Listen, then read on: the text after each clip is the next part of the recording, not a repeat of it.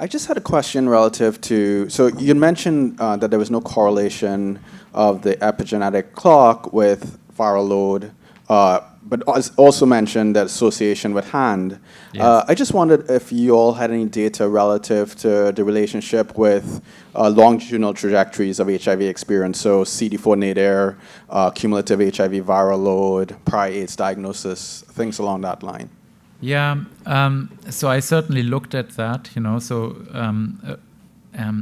I looked very hard at the relationship between viral load and cumulative viral load, and also nadir CD4 versus H acceleration in blood, and I have to say the results were disappointing. Arguably, I had relatively small sample size. I want to say maybe 120 people. I mean, to some people that's a large data set, but it's all relative. But I couldn't find a big effect, unfortunately. But we want to revisit that very question in certain tissues. We want to measure viral load in, for example, brain and liver and so on, and correlate it with H acceleration. Yeah. Number 3. Going back to how the model was originally developed. So you said you had gone in and taken data that from other studies and people. Yes. Did you summarize the characteristics of that population phenotypically? Were they healthier individuals? How was that clock developed? Within whom Yes. were the clock? Yes, The data used so to the develop most the clock? important characteristic of the people is that, or the samples, I should say, the tissue samples, is that they were non-cancerous. That's absolutely critical, So, for example, I had, for example, let's say liver samples from cancer patients, but then it would have been normal adjacent liver, And that's critical because my goal was to develop a clock that works in fairly healthy tissue.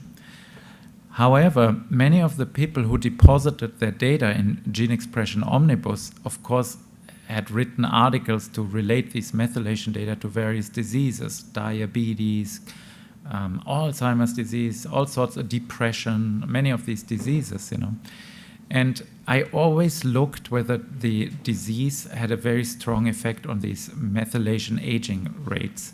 If it did, I wouldn't have used it, So I did a quick and dirty analysis whether age had a profound effect or not. But yes, in principle, if you are educated, you never would have done what I did here, because yes, these data came from many different labs. They involved actually diseased people. There could be huge batch effects. These were measured on 2 different platforms, the 27K array, the 450K array. So if you are educated, you would never start the project. And I never applied for grant funding because I knew I wouldn't get $1, right? This was a free study. So the good thing is that at the end, the proof of the pudding is in the eating, And by now, hundreds of people have used the epigenetic clock and carefully validated it, There was never once one data set where it didn't validate, So on some level, it works, But yes, it could be that by using some diseased people, I in certain ways condition out the effect. And so in other words, let's say I take blood samples from depressed people and non-depressed people. By using them when building the clock, arguably I condition out depression status, And so therefore, we are currently developing a new version of the epigenetic clock that actually tries to become much more susceptible to many age-related conditions and phenotypes, like frailty measures. So the current clock is extremely robust to lifestyle factors. For example, many people think, we all know smoking is bad for you, but actually smoking does seem to have at best a weak, but probably none effect on the epigenetic aging rate of blood. I've seen an abstract where the authors have shown smoking accelerates aging of lung tissue, but just not in blood, And so, anyways, yeah, sorry.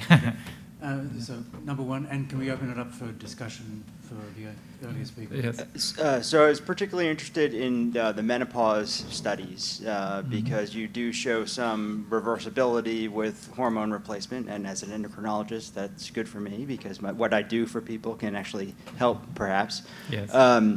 You looked in saliva. Any other tissues that you looked in?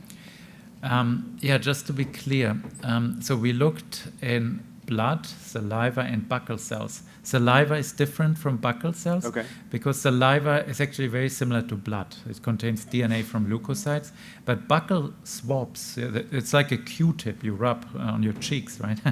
You actually get epithelial cells, and so and they are quite different from blood cells, and yes, so we found a very strong effect in buccal epithelium, but really none in blood or in saliva, But yeah, I'm dying to analyze other tissues. Yeah, it'd be interesting to look in fat, and yes. Interesting to note that skin changes quite a bit. Say in male to female transgender patients, the skin, and presumably this reflects what's going on in the buccal mucosa too. There's definitely a phenotypic effect on right. What these folks experience. Yeah. And then the second question is you showed differences between the aging acceleration in the occipital cells versus frontal lobe, occipital yes. lobe versus frontal lobe. Yes. Why is that?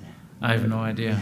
I thought it's a statistical artifact. That's why I got a second data set, and it just validated. Because it doesn't seem to, people in this room have very much a profound idea of what's going on with neuroaids and the occipital lobe versus frontal lobe, but I don't, as far as a structure-function correlate, I'm not really seeing it. Ideas? Yes.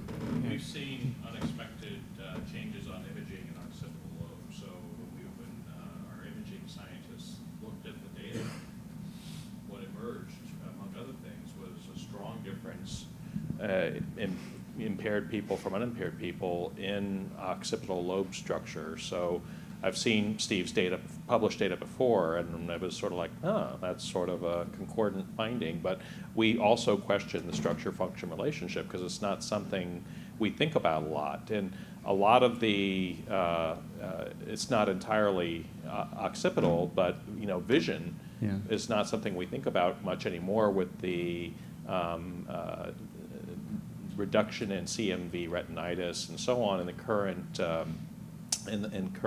treatment era, but our ophthalmology scientists in San Diego are still active and using more sophisticated methods to look at the eye, and are starting to see some relationships, which I categorize as somewhat akin to what we've seen with peripheral neuropathy and with dementia, where it's not as severe, but it's still common and milder and affects it affects a lot of people, and there does seem to be some links. So they're looking at the eye, but also the occipital lobe seems to be affected. So it may be that, like in a lot of cases, we're not seeing it because we're not looking for it. Yeah, and it could be that the test that Dr. Cummings showed us yesterday, that visual contrast test, which was such a nice predictor of bad events. Maybe these two ideas can come together. Yeah. They actually had me take that test, and they were surprised at how badly I performed. So I might just take prerogative and ask a question. It seems as like there might be a common theme, because you're demonstrating clock abnormalities in areas of the brain, in diseased brain, where the disease classically, at least pathologically, is not present. So you said that the clock was abnormal in the frontal lobe in Alzheimer's patients. Yes. And then the same thing with HIV, where you're not getting the burden pathologically in the occipital lobe. But the thing to remember about, or not remember, but in my Alzheimer's disease study, I looked at 700 brain samples. In other words, I had a huge statistical power, and then I found an effect, Whereas in these HIV brain samples, we had far fewer, So it could well be. Yeah. But you found the effect in the wrong spot. Yeah. It's not where the pathology is. Yes. Well, that's why we generate additional data, So. Number two, and that'll have to close.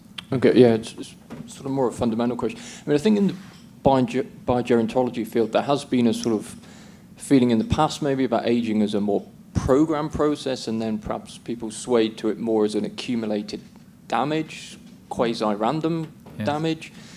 Does the notion of a clock move us back towards a program? Yeah, or? the epigenetic clock points strongly to a programmed process because the epigenetic clock applies to prenatal samples.